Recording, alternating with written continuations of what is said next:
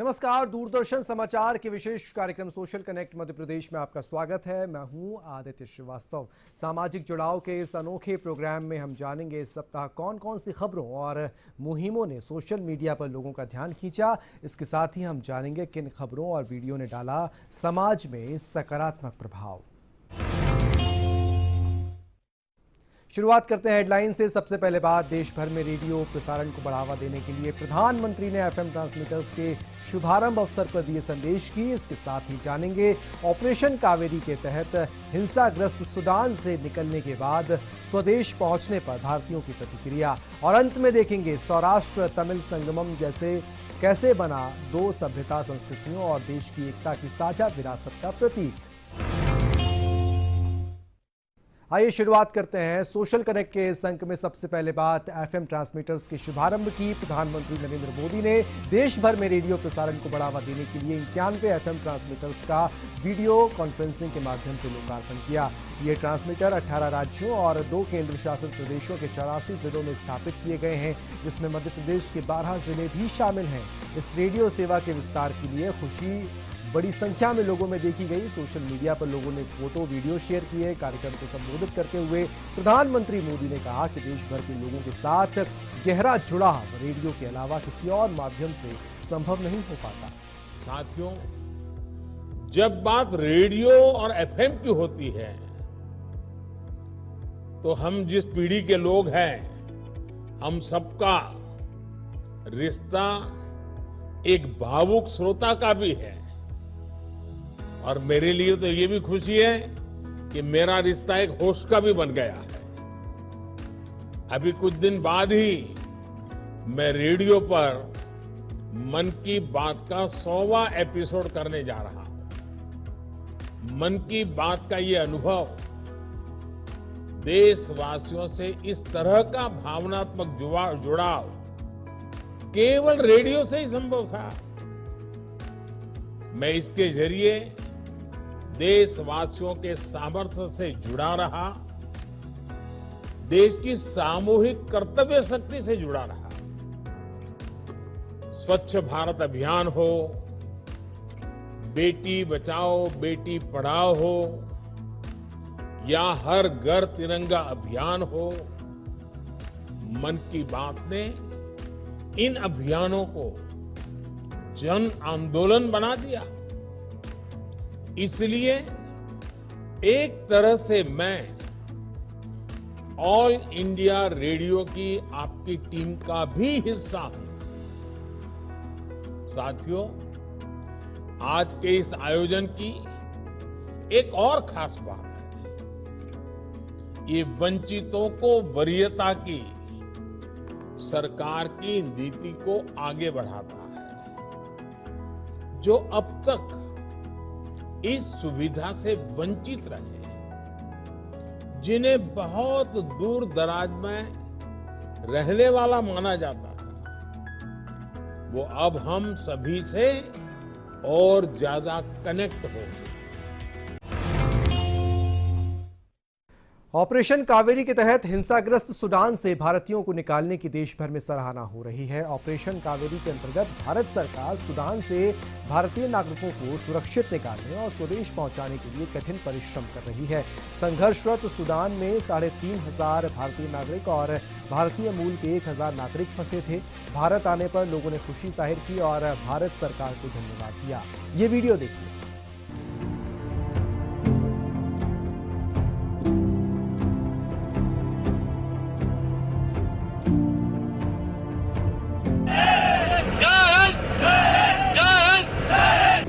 Thank you बोलना चाहती हूँ, हमारी जो जान बचाई है हम सब। आपका बहुत धन्यवाद। India is great. And Saudi, with the help of Saudi. Oh, Saudi is too good.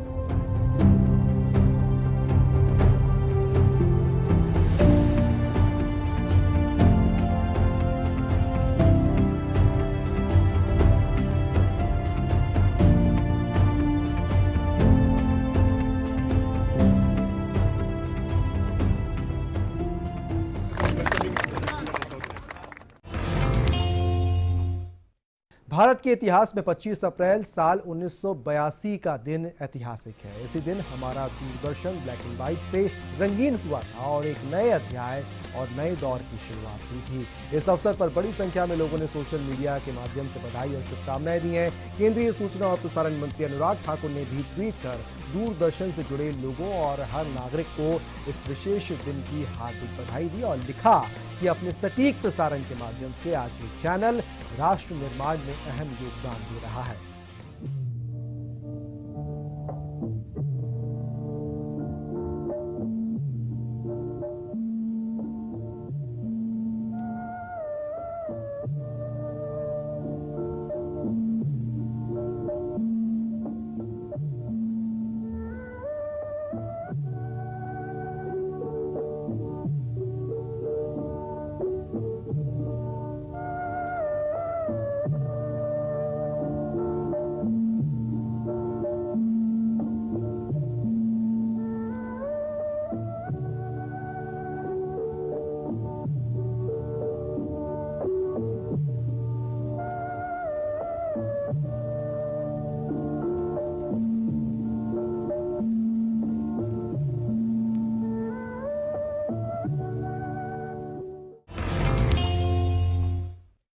मन की बात में अपने प्रेरक संबोधन के दौरान प्रधानमंत्री नरेंद्र मोदी ने चीतों के नामकरण के लिए सुझाव मांगे थे, जिसके बाद आप सभी के रोचक और क्रिएटिव सुझावों की मदद से आखिरकार हमारे चीतों को नाम मिल गए। आइए देखते हैं चीतों के नाम से संबंधित ये वायरल वीडियो।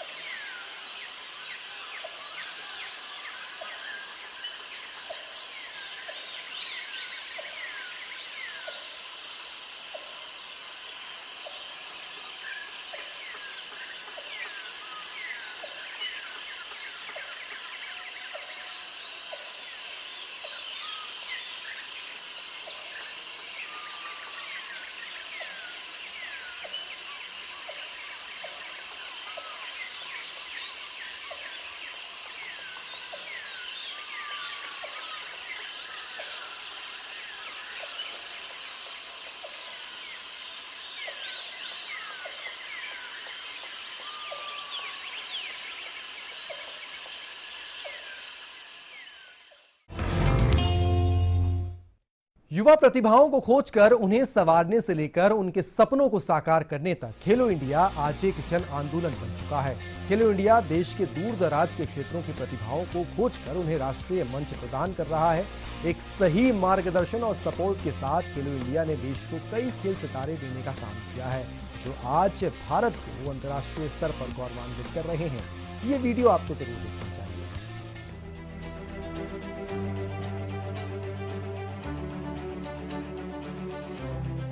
प्रतिभा जब सही अवसरों से जुड़ती है तो सफलता के शिखर खुद झुककर स्वागत करते हैं। भारत आज खेल की दुनिया में एक नई ताकत बनकर उभर रहा है और दुनिया भर के स्टेडियम अब तिरंगे को सलामी दे रहे हैं। भारतीय खेल का ये कायाकल्प हुआ है प्रधानमंत्री नरेंद्र मोदी की विजनरी पहल खेलो इंडिया से। खेलो इंडिया के तहत होलिस्टिक अप्रोच के साथ ग्रास रूट लेवल पर खेल प्रतिभाओं को पहचानने, उन्हें मौका देने और बड़ी स्पर्धाओं के लिए उन्हें संवारने का काम किया जा रहा है। बेहतर खेल इंफ्रास्ट्रक्चर, बेहतर ट्रेनिंग और निष्पक्षता के साथ लगातार उत्साहवर्धन का कमाल है कि छोटे शहरों की युवा प्रतिभाएं अब आगे आ रही हैं। देश की नई राष्ट्रीय शिक्षा नीति में भी स्पोर्ट्स को दूसरे विषयों की तरह ही प्राथमिकता दी गई है।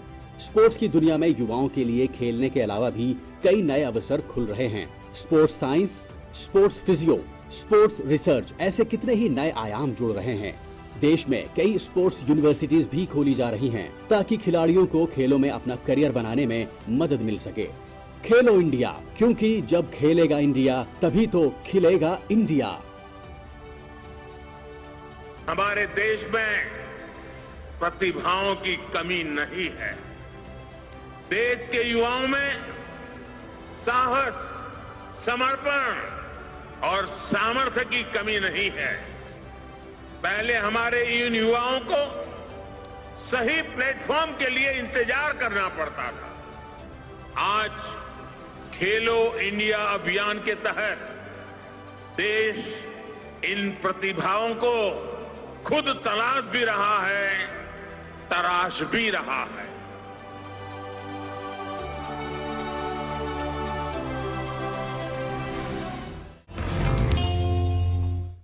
सोमनाथ में सौराष्ट्र तमिल संगमम का रंगारंग समापन हो गया, जिसकी तस्वीरें और वीडियो सोशल मीडिया पर खूब वायरल हो रही हैं। प्रधानमंत्री नरेंद्र मोदी ने अपने संबोधन में कहा कि सौराष्ट्र तमिल संगमम केवल दो क्षेत्रों का संगम नहीं, बल्कि ये दो प्राचीन सभ्यता, संस्कृतियों और देश की एकता की साझा विरासत का प्रतीक है। आप भी देखें इस सांस्कृतिक सभ्यता समृद्धता की एक झलक।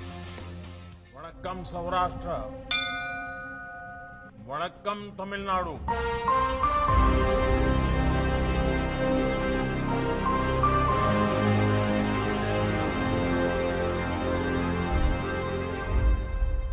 कि अतिथि सत्कार का सुख बहुत अनूठा होता है।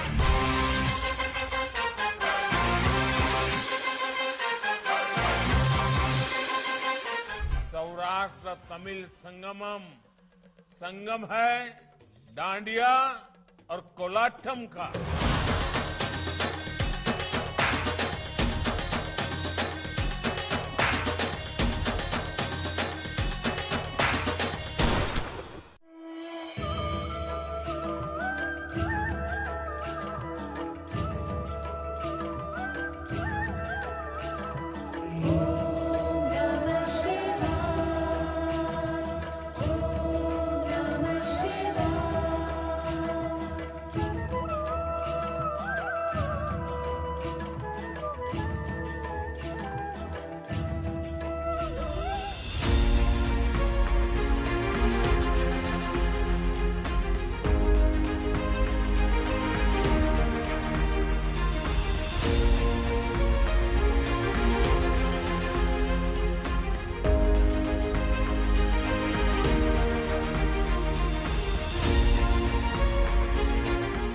वणक्कम सौराष्ट्र, वणक्कम तमिलनाडु। सौराष्ट्र तमिल संगमम का ये आयोजन केवल गुजरात और तमिलनाडु का संगम नहीं है। ये देवी मीनाक्षी और देवी पार्वती के रूप में एक शक्ति की उपासना का उत्सव भी है। ये भगवान सोमनाथ और भगवान रामनाथ के रूप में एक शिव की भावना का उत्सव भी है। ये संगमम नागेश्वर और सुंदरेश्वर की धरती का संगम है।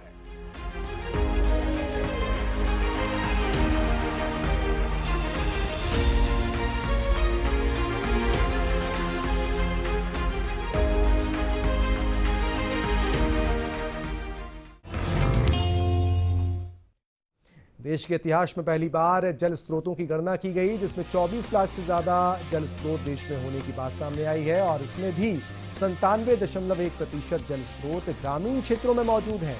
आप भी देखिए जल स्रोतों की गणना का ये वीडियो।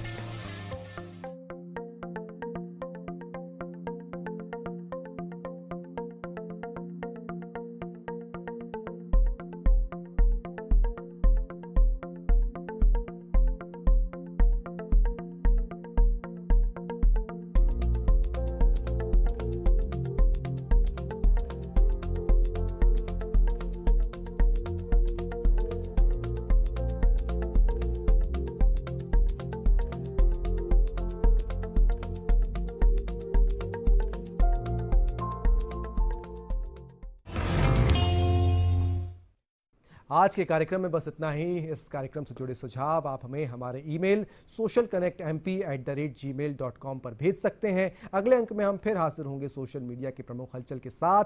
तब तक के लिए दीजिए इजाजत। नमस्कार।